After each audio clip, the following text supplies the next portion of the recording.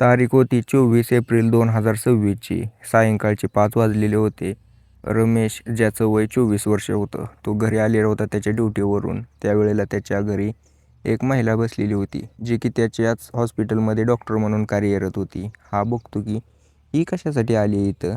त्यावेळेला तो त्याच्या बापाला विचारतो की काय विषय आहे. त्यावेळेला त्याचा बाप म्हणतो की अरे, तुझ्यासाठी स्थळ घेऊन आलेले आहे. हा रमेश विचार करतो की माझ्यापेक्षा तर ही 10 वर्षांनी मोठी आहे आणि ही माझ्यासाठी का स्थळ घेऊन आली असेल.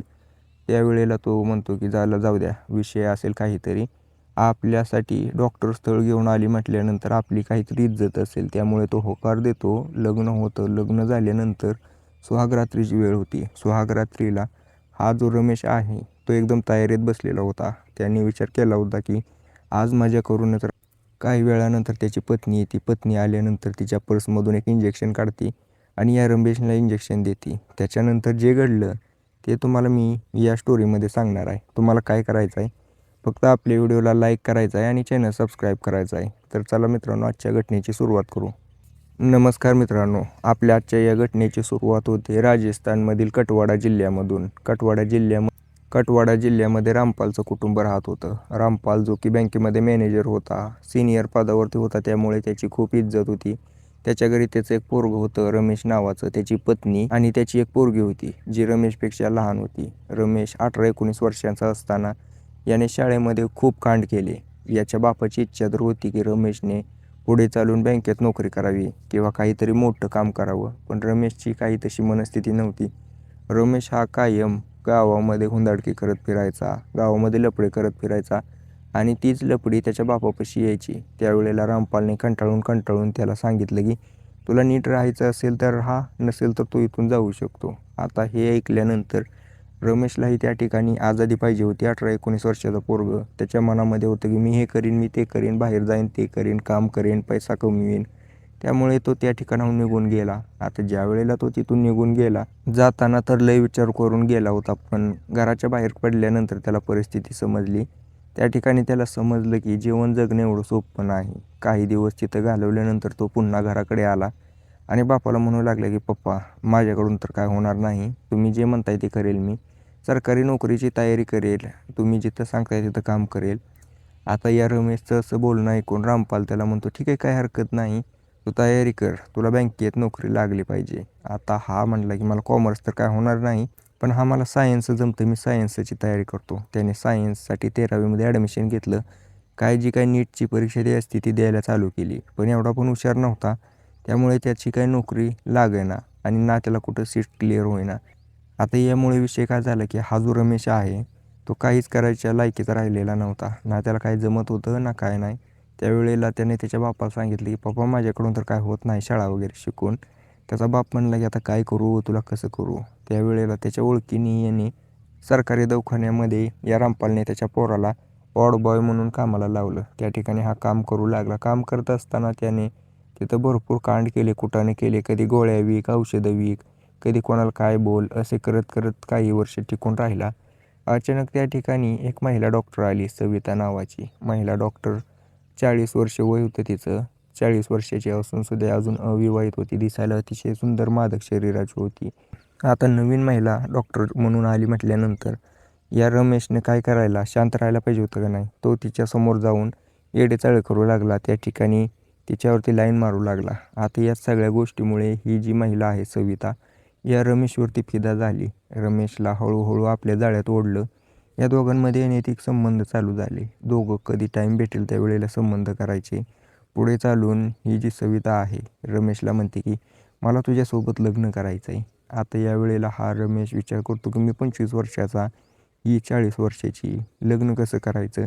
तो त्याच्या घरी सांगतो. घरचे म्हणतात की अजिबात नाही चालणार, तुझं वय काय, तू करतोय काय. हे असं ऐकल्यानंतर रमेश त्या ठिकाणी शांत होतो आणि हिला म्हणतो की माझ्या घरचे तर काय होकार देनात. सविता त्याला म्हणते की जाऊ दे ना, ते विषय सोडून, माझ्याकडे नोकरी आहे, माझा पैसा येतोय, तुझा पैसा येतोय, आपण पळून जाऊन लग्न करू, सेपरेट राहू. रमेशला या सविताच्या प्रेमाची भुरळ पडली होती. होकार देतो आणि त्या ठिकाणाहून पळून जातो. ही सविता आणि रमेश दोघंही पळून गेले. लग्न केलं. मित्र साक्षीला घेतले. मित्रांनी त्याच्यासाठी रूम वगैरे तयार केली. हनीमूनची रात्र होती. या दिवशी रमेश हा रूममध्ये बसलेला होता. त्याची पत्नी येण्याची वाट बघत होता. पत्नी आली. डॉक्टर महिला होती. त्यावेळेला ती पर्समधून एक इंजेक्शन काढते आणि रमेशला द्यायला लागते. म्हणला की कसलं इंजेक्शन आहे? त्यावेळेला ती म्हणते की रातभर मजा करण्यासाठी हे इंजेक्शन आहे. रमेश जास्त विचार करत नाही. तिला होकार देतो आणि इंजेक्शन लावून घेतो. आता त्यावेळेला तर त्याने इंजेक्शन लावून घेतलं, पण तो त्या ठिकाणी झोपी गेला आणि सकाळी उठल्यानंतर अंघोळ करण्यासाठी गेला. पाठीवरती सगळं ओरबडलेलं होतं. अंघोळ करताना सगळ्या पाठीवरती त्याला चुनचुन व्हायला लागली. त्याने बघितलं आरशात तर त्याच्यावरती जखमा होत्या. तर याच जखमा बघून त्याला काय समजलं नाही. दुसऱ्या दिवशी पण तसंच इंजेक्शन दिलं की झोपी जायचा. 4-5 दिवस गेल्यानंतर त्याच्या लक्षात आलं की हा तर काहीतरी मॅटर वेगळाच आहे. तो त्याच्या पत्नीला विचारत होता की सारखं सारखं काय करते, काय नेमकं कशाचं इंजेक्शन आहे? ती म्हणायची की हे सगळं पॉवर याचे इंजेक्शन आहे. आपण दोघं रात्रभर चांगली मजा करतो, तुला माहीत नाही, तू नशेत असतोय. त्यावेळेला रमेशच्या मनामध्ये शंकेची पाल कुचमुचली. त्यावेळेला त्याने विचार केला की आज तर मी या घटनेचा तपास लावूनच राहणार. त्यावेळेला त्याने पत्नीला म्हणला की आज मी इंजेक्शन स्वतः लावून घेईल. नेमकं त्याची पत्नी रात्री ते इंजेक्शन काढायला गेली. त्यावेळेला हा म्हणला की 1 मिनटं सविता, तू इंजेक्शन देऊ नको, इंजेक्शन मी स्वतः घेतो, माझ्यासाठी पाणी घेऊन ये. त्याने इंजेक्शन घ्यायचं नाटक केलं. इंजेक्शन घेतलं नाही, ते बाजूला फेकून दिलं आणि थोडं जरा धुंदली आल्याने करायला लागला. त्याची जी पत्नी होती पाणी घेऊन आली. त्यावेळेला तिनं बघितलं की हा तर धुंदळीमध्ये आलाय. त्यावेळेला तिने स्वतःची कापडं काढली, पूर्ण नग्न अवस्थेत. या रमेशने तिला पहिल्यांदा बघितलं होतं अशा अवस्थेत. त्यावेळेला त्यानं बघितलं की तिच्या गुप्तांगावर, तिच्या छातीवर कशाचे तर वळ आहेत, जे की चटकं दिलेलं आहेत, ते वळ उमटलेले आहेत. आता या ठिकाणी तो बेशुद्ध होण्याचं नाटक करतो. त्यावेळेला त्याची जी पत्नी होती ती त्याचे पण कापडं काढू लागते आणि त्याच्या शरीरावरती एकदम बेकार पद्धतीने चढत होती. आता हे सगळं बघून तो अचानक जागा झाला. त्यावेळेला त्याची पत्नी म्हणली की हे काय चमत्कार आहे, तू इंजेक्शन घेतलं नव्हतं का? तो म्हणला मी नाही इंजेक्शन घेतलं, आधी मला तू हे सांग, तू हे सगळं का केलं आणि तुझ्या अंगावरती ओळ कसली आहे? त्यावेळेला ती पूर्ण घटना सांगू लागली. सांगत असताना ती रडू लागली. तर विषय असा झाला होता की 2017ची ती तारीख होती. या दिवशी ही जी सविता होती 30-35 वर्षाची, ती काय करते, तिच्या एका प्रियकरासोबत राहायला लागते लिव्ह इन रिलेशनशिपमध्ये. घरच्यांची एवढी मर्जी होती की तिने लग्न करावं, पण ती तसं करत नाही. त्याच्यासोबत तशा अवस्थेत राहावं लागते, जे करायचं ते करते. पण पुढे चालून तिचा जो प्रियकर आहे तो तिला धोका देतो. तिच्यासोबत वाईट काम करायचा, तिला इंजेक्शन द्यायचा आणि तिच्या शरीराचा उपभोग घ्यायचा. तिला चटके द्यायच्या, गुप्तांगाला छातीला चटके द्यायचा, जेणेकरून तिला त्रास होईल. आता या सगळ्या गोष्टीमुळे ती डिप्रेशनमध्ये गेली. जेव्हा तिच्या आईवडिलांना समजलं तेव्हा त्याने तिला तिथून घेऊन गेले, उपचार वगैरे केला आणि ती शिक्षण वगैरे घेऊन परत डॉक्टर झाली आणि या ठिकाणी आली होती. तेव्हा तिचं लक्ष या रमेशवरती गेलं होतं. त्याच्यानंतर रमेशला बघून तिने विचार केला की तिनं तिचं स्वतःचं घर बसवावं, लग्न करावं. त्यामुळे ही सगळी घटना घडली पुढे चालून. आता रमेशला त्या ठिकाणी वाईट वाटलं, पण तो विचार करतो की चला आपलं लग्न झालेलं आहे, हिला आता कुठं सोडून द्यायचं, डिप्रेशनमध्ये होती, हिला कोणाच्या तर सहाऱ्याची गरज आहे, असा विचार करून रमेश तिच्यासोबत कंटिन्यू करतो. आता दोघंही चांगल्या पद्धतीने आयुष्य जगत आहेत. दोघंही काम करतात, खर्च करतात. काही दिवसांनी रमेशच्या आईवडिलांनी पण त्याला घरी बोलवलं.